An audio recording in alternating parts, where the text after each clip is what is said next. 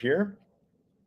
What's up, Warrior? Welcome back. We're going through the top mistakes that sales leaders make that kill their businesses. Today, we're going to go through mistake number 4, which is viewing relationships as transactional. So, we're going to talk about how to solve this and how to make sure that you grow an impactful business that'll lead you to more income as well. So, if that sounds like something interesting to you, be sure to like this and consider sharing this as well with someone that needs this. So, um, when I got started in business, I completely made this mistake. I remember I was so excited that all I wanted to do was only talk to people that I could do business with, and I took it really overboard because I really wanted to make sure that in this season that I could run hard, I could be successful, and then later on I'd get back to my relationships, right? So I literally cut off my relationships with my family. I stopped talking to my friends that could not do business with me. And at first I thought it was a good thing, but I realized that not only did it lead me to a lot of pain personally because it hurt my personal relationships, but actually even within my business, my clients could feel that I was all only about business. My teammates could feel that I was only about business. And it was to the point that I remember one of my top leaders approached me after a meeting one day, and he was like, "James, you're cool, but you're just cold. You're not fun." And that made me realize that I was doing it all wrong. So warriors love people first, and then the business comes secondary. And we can learn about this. I've been studying through who I believe is one of the best warriors in history. Now, when I ask you about a warrior, who comes to mind? Like, drop some names in the chat. You might think about some military leader. You might think about some person in the past, maybe some mythological person. Maybe I think about like Hercules or any of these like Roman or Greek types of military leaders. But I'd submit to you that one of the greatest leaders and warriors in the world was a guy named David. Now, David, he's a biblical character, but also historical as well too. One of the wealthiest people in the world. He was able to expand the territory of the people he was leading at the time to the greatest it's ever been. So King David, right? And Alexander the Great, fantastic as well too. Um, I've been studying a lot through King David's life. And here's an interesting story that I believe can teach us how to view relationships well. It's a tale of two cities. Before David came another king named King Saul. King Saul was transactional with his relationships. King David actually loved people. It says in the Bible that he was a man after God's own heart, and God's heart is loving people. So it's regular, you would see in King David's life that he would care for even Saul, the king's son. They were like brothers, Jonathan. He would care for his people. He was not there only to handle business. He was not there only to accomplish the mission, but he cared about people first. King Saul, though, did not. King Saul was the king, but then he let the mission and his goals and his business, so to speak, get to his head, and he cut down relationships to the point that David, who was Saul's one of Saul's closest people, basically a son-in-law, he tried to kill his own son-in-law because he was scared that he would take the throne.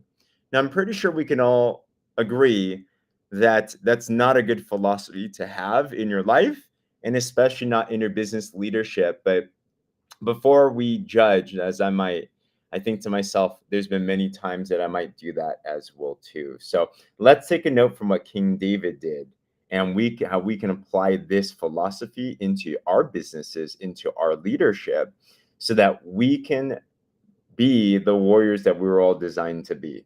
So I have a couple of tips here that I feel can be practical for this, and let me know if any of this makes sense at all. But number one is this.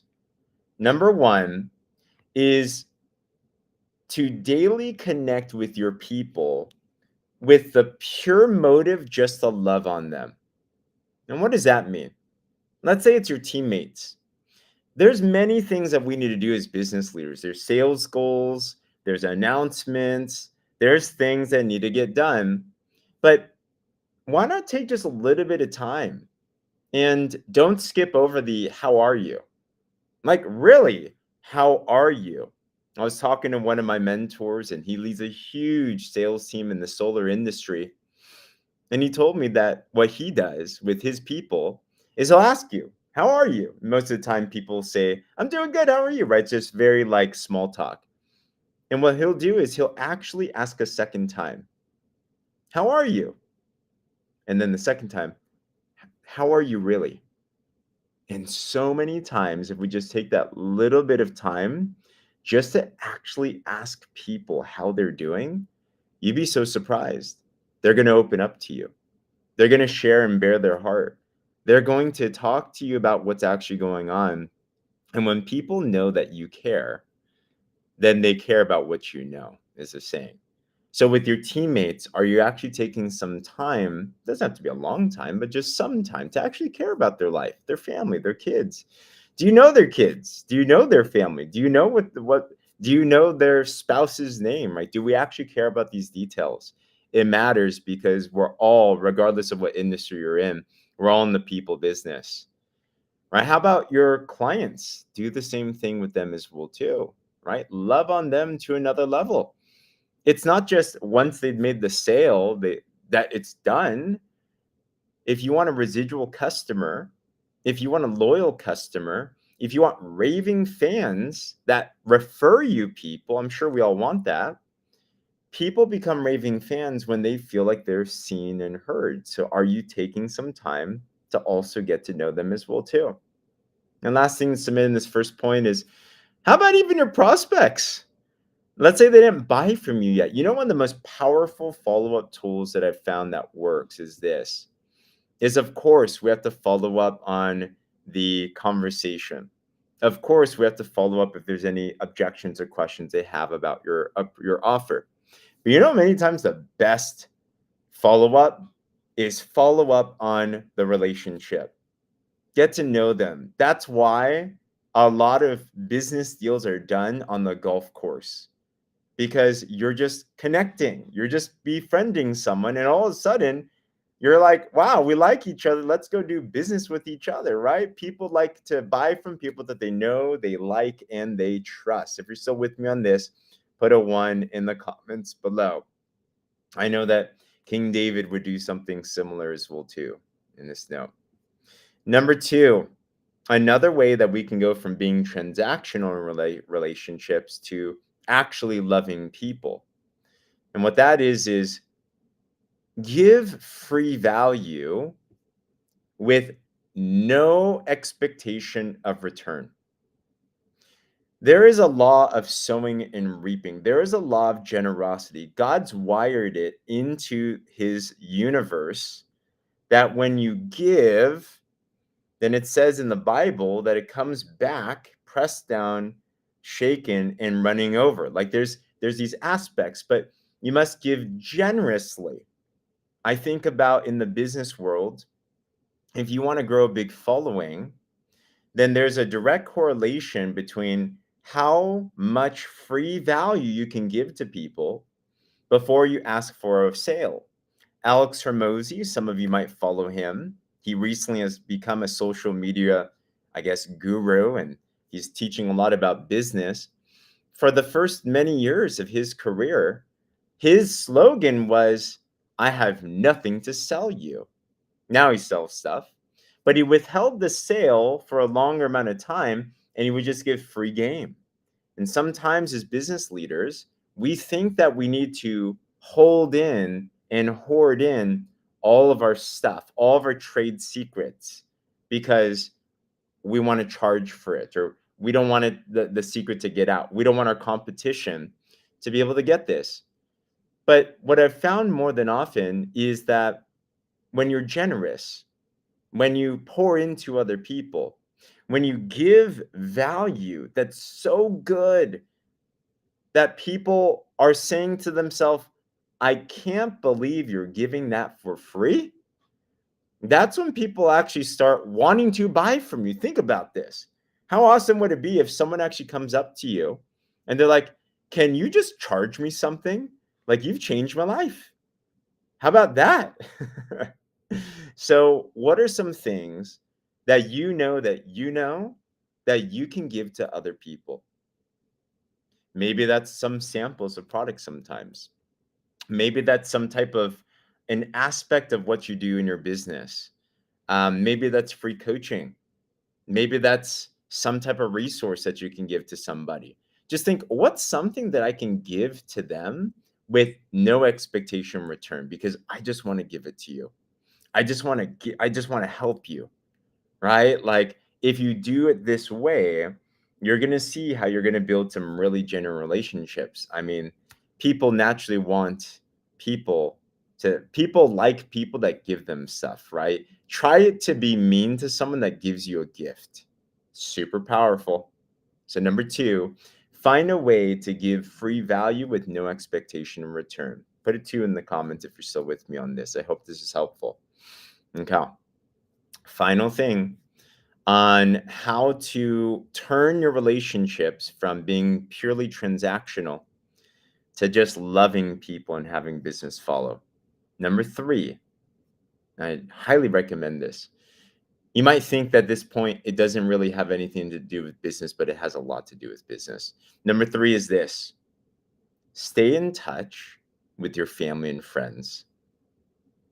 Stay in touch with the people that might have nothing to do with your business at all. This was one of my biggest mistakes.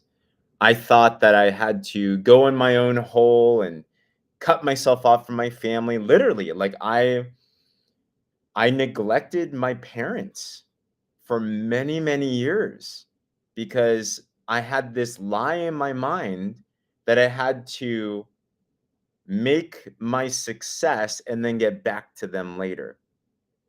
And I was shooting myself in the foot. I don't know if you've ever experienced this before. I thought, what's the point? Like, I haven't made anything of myself yet. They're not going to do anything for me on a business standpoint, or so I thought. But what I realized is this: how we do anything is how we do everything, is a saying. And if we don't even love the people closest to us, if we don't prioritize that above anything, that seeps and it drains your spirit. It sucks away your soul because the whole reason why most of us are doing business is we want to provide a better life for our friends and family. We're doing it for our loved ones. So why can't it be that we love our family now and we can still do our business? I think it's a scarcity mindset. I had to challenge that for myself.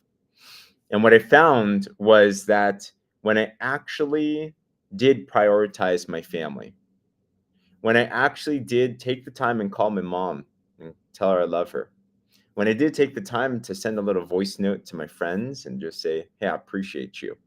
These little things. Number one, it helped me feel better. It helped empower me because I'm like, man, I love them and I love what I do. It reminds me of my why.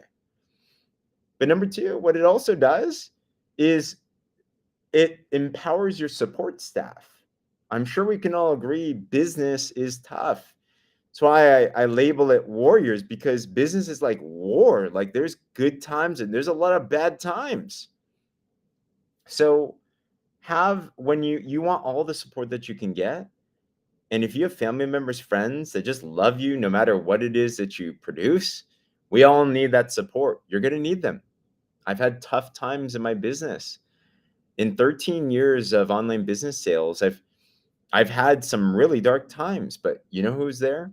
My friends and my family. If I didn't have them, I would not be here today.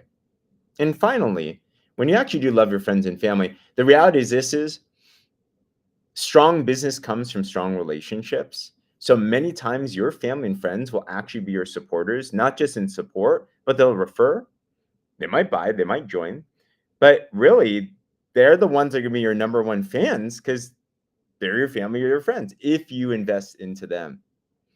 So don't invest into them because you want anything business. Invest into them because they're your family and your friends. So be relational, love people, business will follow.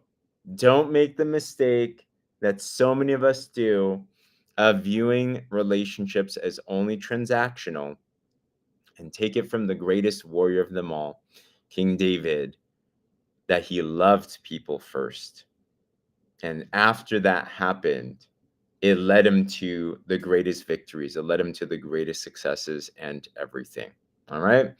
So I hope this was helpful. If it was, leave in the comments below what impacted you. What's something that's going through your mind? What kind of an action step could you take from this? I love that we can co-labor in this.